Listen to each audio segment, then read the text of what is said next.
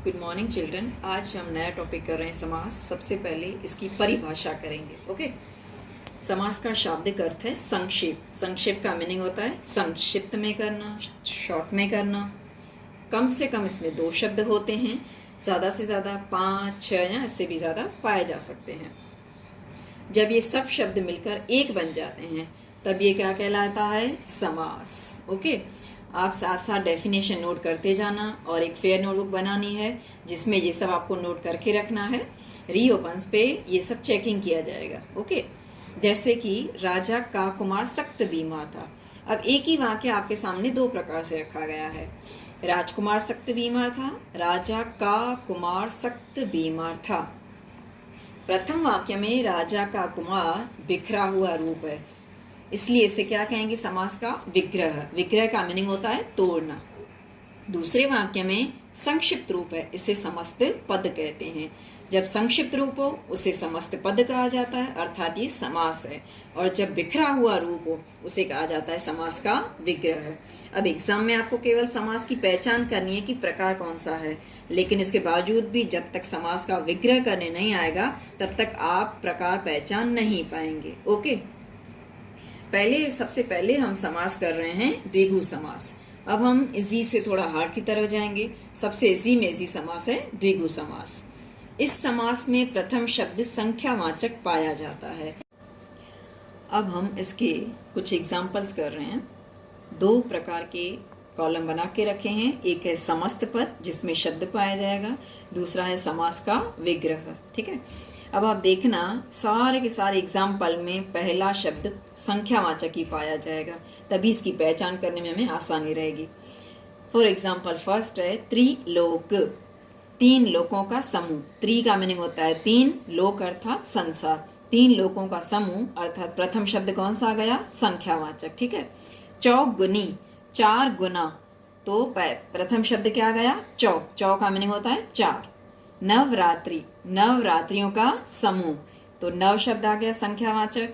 नवग्रह, नवग्रहों का समूह।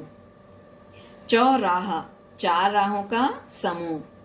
सप्ताह, 7 दिनों का समूह। आप ध्यान दें, इस प्रथम शब्द सारे के सारे संख्यावाचक ही हैं। 3, 4, 9, 9, 4, 7, 3, 3, 2, 9, ये सारे के सारे प्रथम संख्यावाचक शब्द हैं, इसलिए ये द्विगु समास है। तिरंगा, 3 रंगों का समूह। त्रिभुवन, 3 भवनों का समूह। भवन अर्थात मकान। दोपहर, 2 पहर का समूह।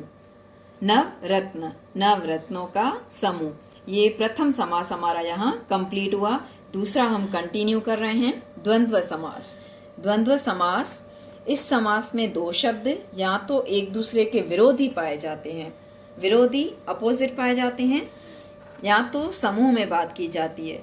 समूह में बात हो तब और शब्द लगाया जाता है समास का विग्रह करते वक्त। एक दूसरे के विरोधी हों तब अथवा या जैसे शब्द लिखे जाते हैं। अंडरलाइन किया हुआ है, जब एक दूसरे के समानार्थी हों समूह में बात हो तब, और एक दूसरे के विरोधी हों तब अथवा या दोनों में से एक शब्द हम लगा सकते हैं। अब आप देख सकते हैं यहाँ पे बहुत सारे एग्जाम्पल्स दिए हुए हैं। पहला एग्जाम्पल है ऋषि मुनि। ऋषि और मुनि, मान लीजिए हम एक वाक्य बोलते हैं ऋषि मुनि तपस्या कर रहे हैं, तो ऋषि और मुनि बहुत सारे बैठे हैं, तो यहाँ समूह में बात हो रही है। ठीक है, तो बीच में लगाया जाएगा और। माता पिता, माता और पिता, समूह में बात हो रही है कि इनके माता पिता आ चुके हैं। गाय बैल, गाय और बैल। सीताराम, सीता और राम, यहाँ पे भी समूह में ही बात हो रही है। राधा कृष्ण, राधा और कृष्ण। भाई बहन, भाई और बहन। आप देख सकते हैं वाक्य बना के जब जब ये दोनों शब्द साथ में यूज किए जाते हैं, बोले जाते हैं, तब समूह में बात की जाती है। अब हम आते हैं इसका जो दूसरा रूप है वो है विरुद्धार्थी का। जब शब्द एक दूसरे के विरोधी हों तब क्या लगाया जाता है? या अथवा लगाया जाता है। धर्मा धर्म, धर्म और अधर्म, तो धर्म और अधर्म एक दूसरे के क्या हैं? विरोधार्थी हैं, तो यहाँ पे आप कौन सा शब्द लगाएंगे? या। छोटा बड़ा, दोनों एक दूसरे के विरोधी हैं, तो बीच में आएगा या। ठंडा गरम, ठंडा या गरम। गुण दोष दोनों अपोजिट हैं, गुण या दोष। लाभ हानि, लाभ अथवा हानि, या अथवा दोनों में से एक शब्द हम लगा सकते हैं। जोड़ तोड़, जोड़ अथवा तोड़।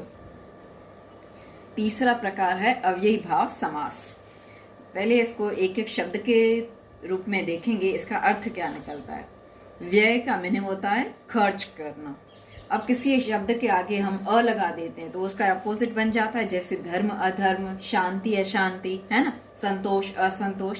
वैसे व्यय के आगे अ लग गया तो मीनिंग बन जाता है अव्यय, अर्थात जो जैसा है उसे वैसा का वैसा ही रखना, खर्च न करना। इस समास में प्रथम शब्द का केवल अर्थ बताना होता है, ओके। द्वितीय शब्द वैसा का वैसा ही रहता है, अर्थात उससे कुछ भी खर्च करना नहीं है। जिसे खर्च ना किया जाए उसे कहते हैं अव्ययी भाव समास।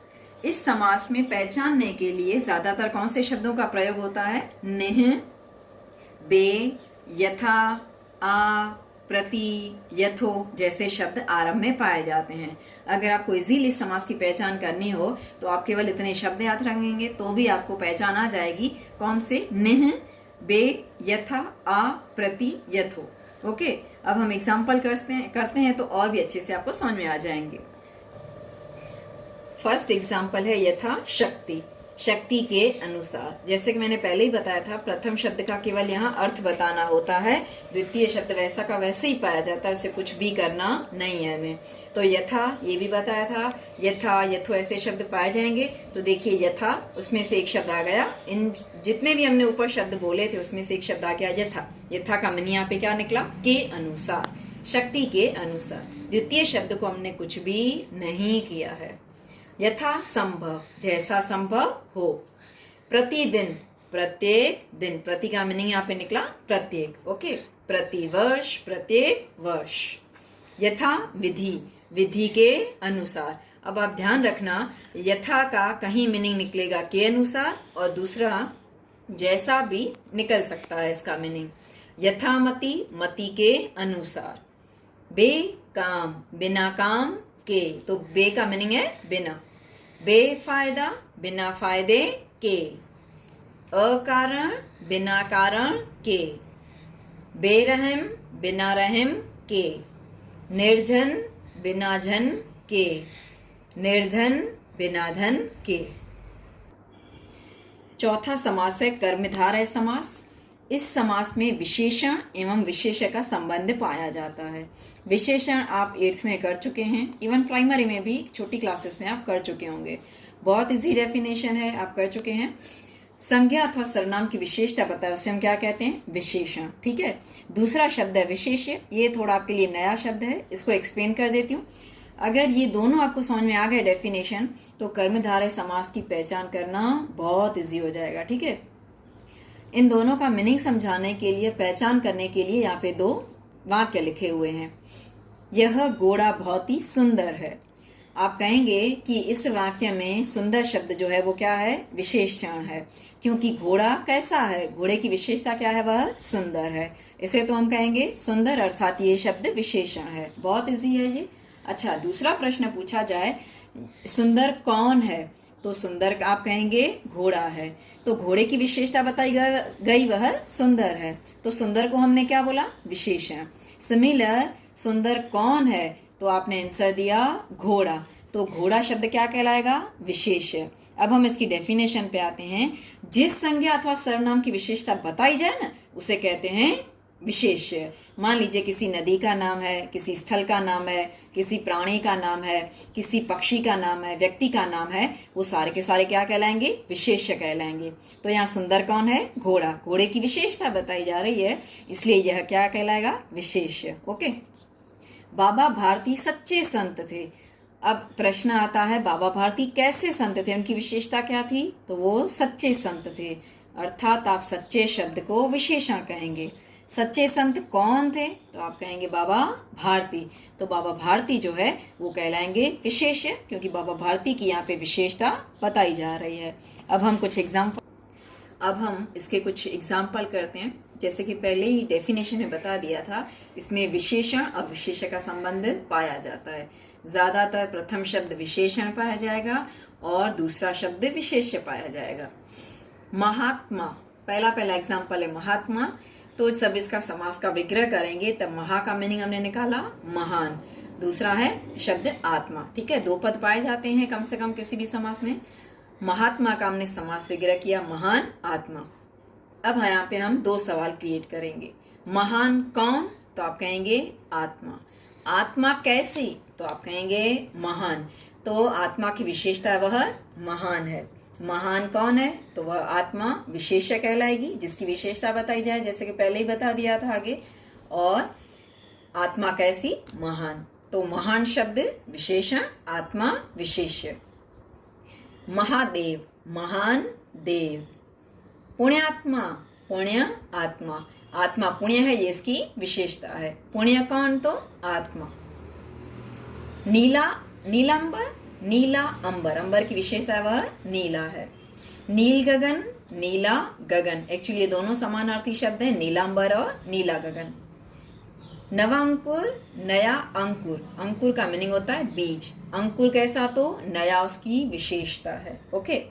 महावीर, महान वीर। सुविचार, अच्छा विचार, विचार की विशेषता है वह अच्छा है। पकवान, पक्व अन्न, अन्न कैसा है, पका हुआ है।